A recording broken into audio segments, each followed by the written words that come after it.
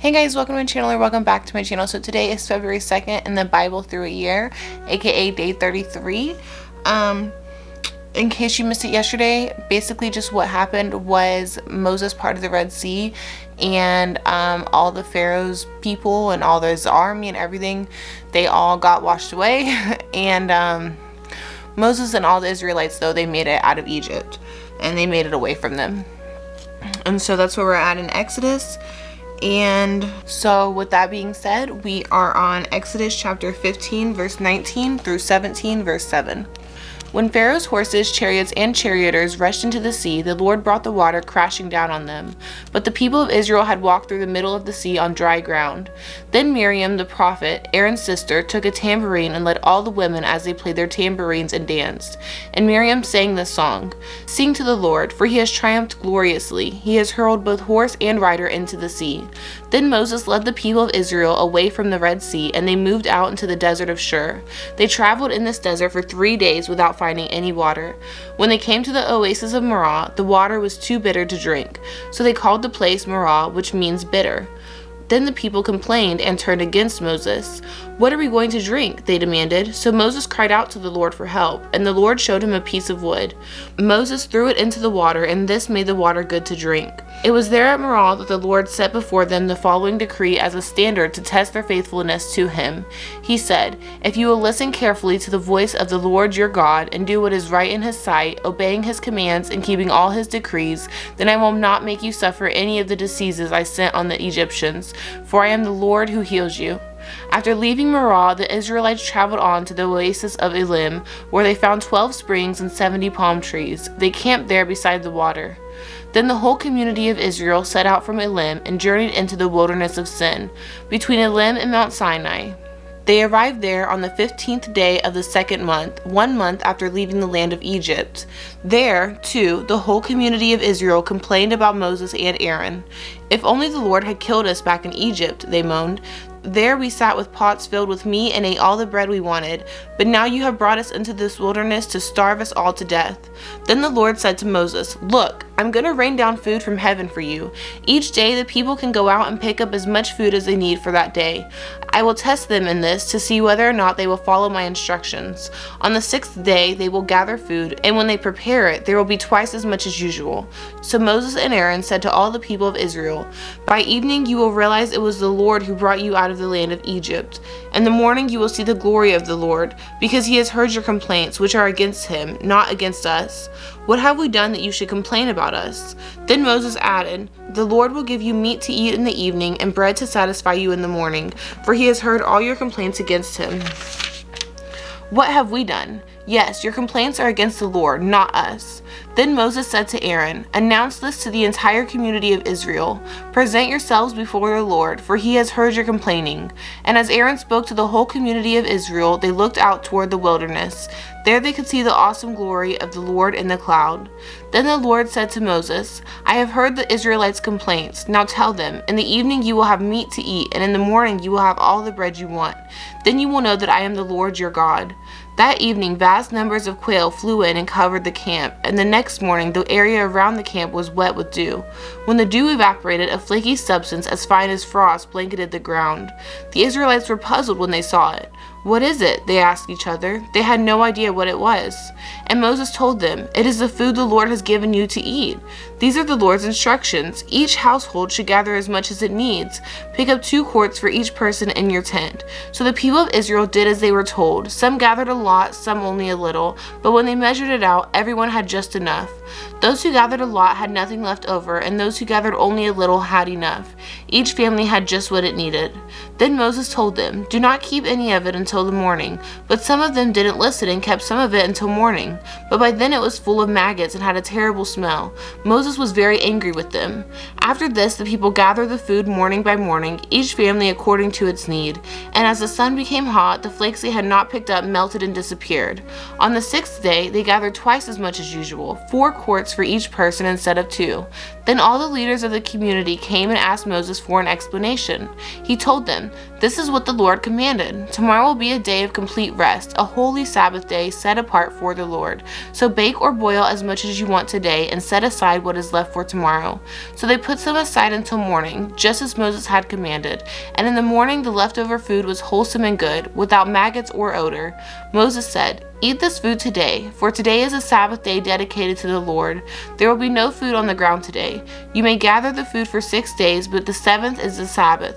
There will be no food on the ground that day." Some of the people went out anyway on the seventh day, but they found no food. The Lord asked Moses, "How long will these people refuse to obey my commands and instructions? They must realize that the Sabbath is the Lord's gift to you. That is why he gives you a 2-day supply on the 6th day, so there will be enough for 2 days. On the Sabbath day, you must each stay in your place. Do not go out to pick up food on the 7th day." So the people did not gather any food on the 7th day. The Israelites called the food manna. It was white like coriander seed, and it tasted like honey wafers. Then Moses said, "This is what the Lord has commanded. Fill a 2-quart container with manna to preserve it for your descendants. Then later generations will be able to see the food I gave you in the wilderness when I set you free from Egypt." Moses said to Aaron, "Get a jar and fill it with 2 quarts of manna. Then put it in a second place before the Lord to preserve it for all future generations." Aaron did just as the Lord had commanded Moses. He eventually placed it in the Ark of the Covenant, in front of the stone tablets inscribed with the terms of the covenant. So the people of Israel ate manna for 40 years until they arrived at the land where they would settle. They ate manna until they came to the border of the land of Canaan. The container used to measure the manna was an omer, which was 1/10 of an ephah. It held about 2 quarts. At the Lord's command, the whole community of Israel left the wilderness of Sin. And just to clarify real quick, Sin is actually abbreviation for some town in Sinai. The geographical name Sin is related to Sinai and should not be confused with the English word sin. Just because when I read this, it confused me. Yes, I've already filmed this video once. So the whole community of Israel left the wilderness of Sin and moved from place to place. Eventually they camped at Rephidim, and there was no water there for the people to drink. So once more the people complained against Moses. "Give us water to drink," they demanded. "Quiet," Moses replied. "Why are you complaining against me, and why are you testing the Lord?" But tormented by thirst, they continued to argue with Moses. "Why did you bring us out of Egypt? Are you trying to kill us, our children, and our livestock with thirst?" Then Moses cried out to the Lord, "What should I do with these people? They are ready to stone me." The Lord said to Moses, "Walk out in front of the people. Take your staff, the one you used when you struck the water of the Nile, and call some of the elders of Israel to join you. I will stand before you on the rock of Mount Sinai. Strike the water, and water will come gushing out. Then the people will be able to drink." So Moses struck the rock as he was told, and water gushed out as the elders looked on. Moses named the place Massah, which means test, and Meribah, which means arguing, because the people of Israel argued with Moses and tested the Lord by saying, "Is the Lord here with us or not?" And now we are on Mathew chapter 22, verse 1 through 33. Jesus also told other parables. He said, "The kingdom of heaven can be illustrated by the story of a king who prepared a great wedding feast for his son. When the banquet was ready, he sent his servants to notify those who were invited, but they all refused to come. So he sent other servants to tell them, 'The feast has been prepared. The bulls and fattened cattle have been killed, and everything is ready. Come to the banquet.' But the guests he had invited ignored them and went their own way. One to his farm, another to his business. Others seized his messengers and insulted them and killed them. The king was furious, and he sent out his army to destroy the murderers and burn their town. And he said to his servants, 'The wedding feast is ready, and the guests I invited aren't worthy of the honor. Now go out to the street corners and invite everyone you see.' So the servants brought in everyone they could find, good and bad alike, and the banquet hall was filled with guests. But when the king came in to meet the guests, he noticed a man who wasn't wearing the proper clothes for a wedding. 'Friend,' he asked, 'how is it that you are here without wedding clothes?' But the man had no reply. Then the king said to his aides, 'Bind his hands and feet and throw him into the outer darkness, where there will be weeping and gnashing of teeth. For many are called, but few are chosen.' Then the Pharisees met together to plot how to trap Jesus into saying something for which he could be arrested. They sent some of his disciples, along with supporters of Herod, to meet with him. 'Teacher,' they said, 'we know how honest you are. You teach the way of God truthfully. You are impartial and don't play favorites. Now tell us what you think about this. Is it right to pay taxes to Caesar or not?' But Jesus knew their evil motives. 'You hypocrites,' he said, 'why are you trying to trap me?' "Here, show me the coin used for the tax." When they handed him a Roman coin, he asked, "Whose picture and title are stamped on it?" "Caesar's," they replied. "Well then," he said, "give to Caesar what belongs to Caesar, and give to God what belongs to God." His reply amazed them, and they went away. That day Jesus was approached by some Sadducees, religious leaders who say there is no resurrection from the dead. They posed their question, "Teacher, Moses said, if a man dies without children, his brother should marry the widow and have a child who will carry on the brother's name. Well, suppose there are 7 brothers. The oldest one married and then died without children, so his brother married the widow. But the second brother also died, and the third brother married her. This continued for all 7 of them. Last of all, the woman also died. So tell us, whose wife will she be in the resurrection? For all 7 were married to her." Jesus replied, "Your mistake is that you don't know the scriptures and you don't know the power of God. For when the dead rise, they will neither marry nor be given in marriage. In this respect, they will be like the angels in heaven. But now, as to whether there will be a resurrection of the dead, haven't you ever read about this in the scriptures? How long after Abraham, Isaac, and Jacob had died, God said, 'I am the God of Abraham, the God of Isaac, and the God of Jacob.' So he is the God of the living, not the dead." When the crowds heard him, they were astonished at his teaching. And now we are on Psalm chapter 27, verse 1 through 6. "The Lord is my light and my salvation, so why should I be afraid? The Lord is my fortress, protecting me from danger, so why should I tremble? When evil people come to devour me, when my enemies and foes attack me, they will stumble and fall. Though a mighty army surrounds me, my heart will not be afraid. Even if I am attacked, I will remain confident. The one thing I ask of the Lord, the thing I seek most, is to live in the house of the Lord all of my days and all of my life, delighting in the Lord's perfections and meditating in his temple. For he will conceal me there when trouble comes. He will hide me in his sanctuary. He will place me out of reach on a high rock. Then I will hold my head high above my enemies who surround me. At his sanctuary I will offer sacrifices with shouts of joy, singing and praising the Lord with music." And now we're on Proverbs chapter 6, verse 20 through 26. "My son, obey your father's commands and don't neglect your mother's instruction. Keep their words always in your heart. Tie them around your neck. When you walk, their counsel will lead you. When you sleep, they will protect you. When you wake up, they will advise you, for their command is a lamp and their instruction a light. Their corrective discipline is the way to life. It will keep you from the immoral woman and the smooth tongue of a promiscuous woman. Don't lust for her beauty. Don't let her coy glances seduce you, for a prostitute will bring you to poverty, but sleeping with another man's wife will cost you your life." And that is it for February 2nd in the Bible through a year. Actually, since that one didn't take very long, and we are a couple days behind, once again, not my fault. If anybody knows whose fault it is, I would be more than happy to, if you would let me know, then I'll let everybody else know, but it's not mine. So as long as we can all remember that, I think we might as well go ahead and read February 3rd, because that one was kind of short. And this one is relatively short as well. So Exodus chapter 17, verse 8 through 19, verse 15. While the people of Israel were still at Rephidim, the warriors of Amalek attacked them.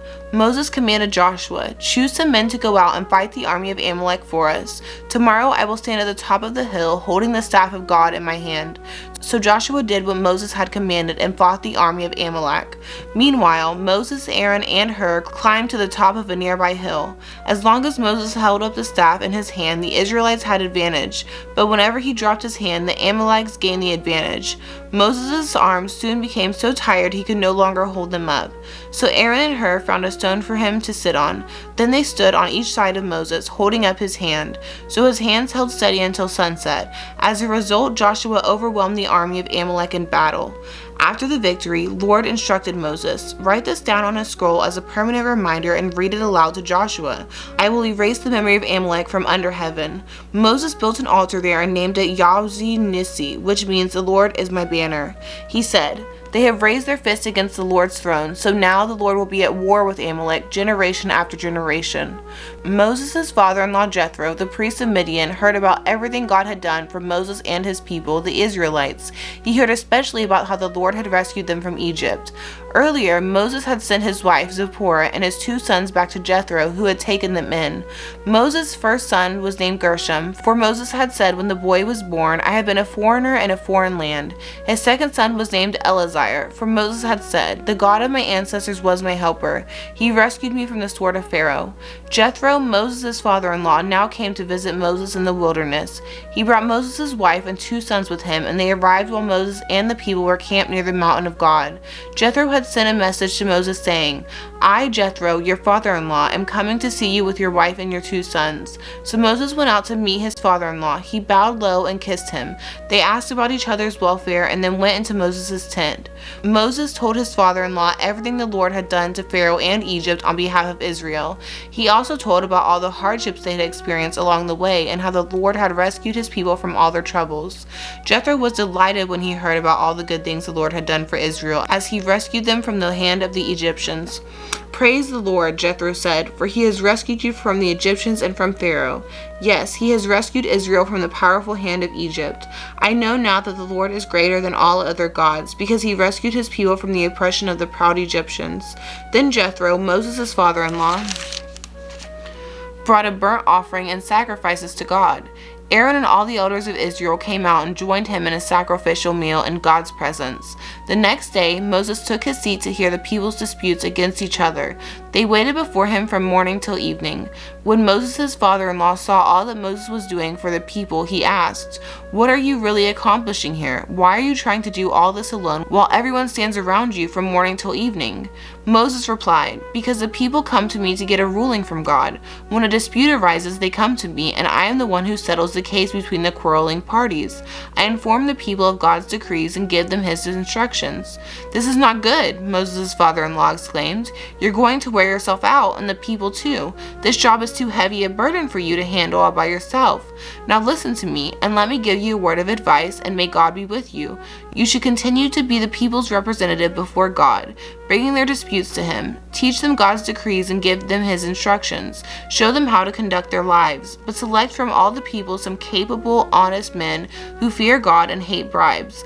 Appoint them as leaders over groups of 1,000, 100, 50, and 10.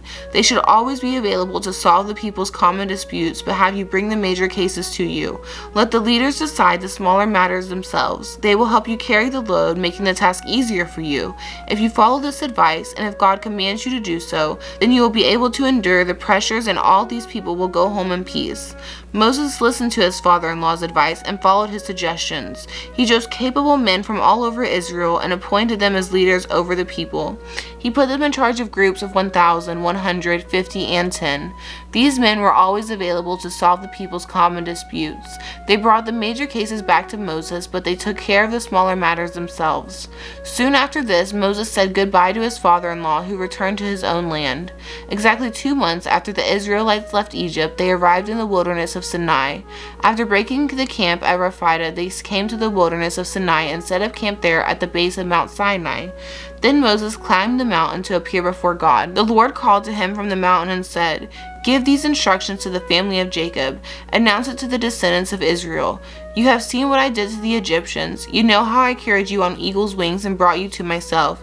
Now if you will obey me and keep my covenant, you will be my own special treasure from among all the peoples on earth, for all the earth belongs to me. And you will be my kingdom of priests, my holy nation. This is the message you must give to the people of Israel." So Moses returned from the mountain and called together the elders of the people and told them everything the Lord had commanded him. And all the people responded together, "We will do everything the Lord has commanded." So Moses brought the people's answer back to the Lord. Then the Lord said to Moses, "I will come to you in a thick cloud, Moses, so the people themselves can hear me when I speak with you. Then they will always trust you." Moses told the Lord what the people had said. Then the Lord told Moses, "Go down and prepare the people for my arrival. Consecrate them today and tomorrow, and have them wash their clothing. Be sure they are ready on the 3rd day, for on that day the Lord will come down on Mount Sinai as all the people watch." Mark off a boundary all around the mountain. Warn the people. Be careful. Do not go up on the mountain or even touch its boundaries. Anyone who touches the mountain will certainly be put to death. No hand may touch the person or animal that crosses the boundary. Instead, stone them or shoot them with arrows. They must be put to death. However, when the ram's horn sounds a long blast, then the people may go up on the mountain. So Moses went down to the people. He consecrated them for worship, and they washed their clothes. He told them, "Get ready for the third day, and until then, abstain from having sexual intercourse." And now we're on Matthew chapter 22, verse 34 through 23, verse 12. But when the Pharisees heard that he, Jesus, had silenced the Sadducees with his reply, they met together to question him again. One of them, an expert in religious law, tried to trap him with this question: "Teacher, which is the most important commandment in the law of Moses?" Jesus replied, "You must love the Lord your God with all your heart, all your soul, and all your mind. This is the first and greatest commandment. A second is equally important. Love your neighbor as yourself. The entire law and all the demands of the prophets are based on these two commandments." Then, surrounded by the Pharisees, Jesus asked them a question: "What do you think about the Messiah? Whose son is he?" They replied, "He is the son of David." Jesus responded, "Then why does David, speaking under the inspiration of the Spirit, call the Messiah my Lord? For David said, 'The Lord said to my Lord, sit in the place of honor at my right hand until I humble your enemies beneath your feet.' Since David called the Messiah my Lord, how can the Messiah be his son?" No one could answer him, and after that, no one dared to ask him any more questions. Then Jesus said to the crowds and to his disciples, "The teachers of religious law and the Pharisees are the official interpreters of the law of Moses. So practice and obey whatever they tell you, but don't follow their example, for they don't practice what they teach. They crush people with unbearable religious demands and never lift a finger to erase the burden. Everything they do is for show. On their arms they wear extra wide prayer boxes with scripture verses inside, and they wear robes with extra long tassels. And they love to sit at the head table at banquets and in the seats of honor in the synagogues. They love to receive respectful greetings as they walk in the marketplaces and to be called rabbi. Don't let anyone call you rabbi, for you have only one teacher, and all of you are equal as brothers and sisters. And don't address anyone here on earth as father, for only God in heaven is your father. And don't let anyone call you teacher, for you have only one teacher, the Messiah. The greatest among you who must be a servant, but those who exalt themselves will be humbled, and those who humble themselves will be exalted." And now we are on Psalm chapter 27, verse 7 through 14. "Hear me as I pray, O Lord. Be merciful and answer me. My heart has heard you say, 'Come and talk with me.' And my heart responds, 'Lord, I am coming. Do not turn your back on me. Do not reject your servant in anger. You have always been my helper. Don't leave me now. Don't abandon me. O God of my salvation, even if my father and mother abandon me, the Lord will hold me close. Teach me how to live, O Lord. Lead me along the right path, for my enemies are waiting for me. Do not let me fall into their hands, for they accuse me of things I've never done. With every breath they threaten me with violence. Yet I am confident I will see the Lord's goodness while I am here in the land of the living. Wait patiently for the Lord. Be brave and courageous. Yes, wait patiently for the Lord." And now we are on Proverbs chapter 6, verse 27 through 35. "Can a man scoop a flame into his lap and not have his clothes catch on fire? Can he walk on hot coals and not blister his feet? So it is with the man who sleeps with another man's wife. He who embraces her will not go unpunished. Excuses might be found for a thief who steals because he is starving, but if he is caught, he must pay back 7 times what he stole, even if he has to sell everything in his house. But the man who commits adultery is an utter fool, for he destroys himself. He will be wounded in disgrace. His shame will never be erased, for the woman's jealous husband will be furious, and he will show no mercy when he takes revenge. He will accept no compensation, nor be satisfied with a payoff of any size." And that is it for January. It's literally February. That is it for February 3rd of the Bible through a year, aka day 34.